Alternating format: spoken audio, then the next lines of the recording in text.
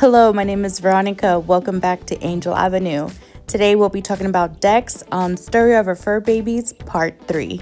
Before we get started, I just want to remind you guys, if you haven't already, please subscribe, turn on your notification bell, like, comment, and share. We greatly appreciate it.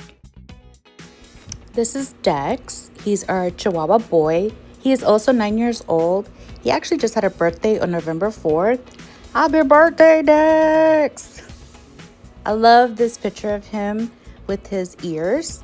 That one, we call it his broken ear. It stays like that 90% of the time. Unless you make a high-pitched noise, or he's barking, or if you have a T-R-E-A-T. I don't want to say it because he's actually next to me right now. Actually, all the fur babies are with me right now as I'm doing this voiceover.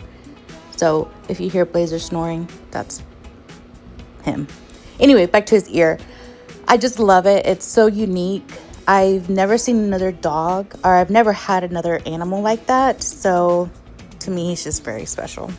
Dex is actually the only fur baby that I've ever purchased. At the time, I wasn't thinking about adopting.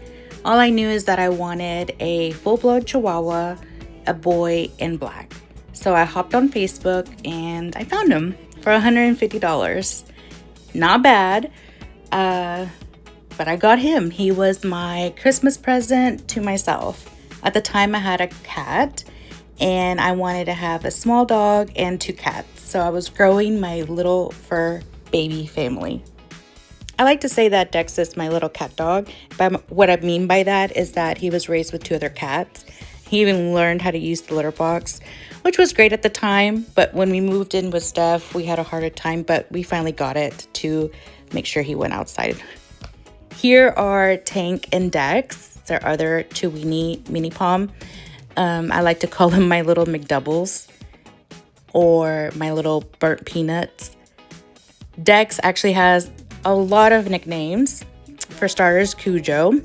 He likes to growl a lot when he's playing, so it looks like he's just being mean, but it's just him being vocal. And so we call him Cujo.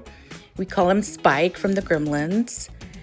I think that's about it. And then Dexy Poo Poo, Dex, stuff like that. Here he is trying to play with Celeste, and Celeste just kept growling and hissing. She was not having any part of it. She still hisses at all the dogs.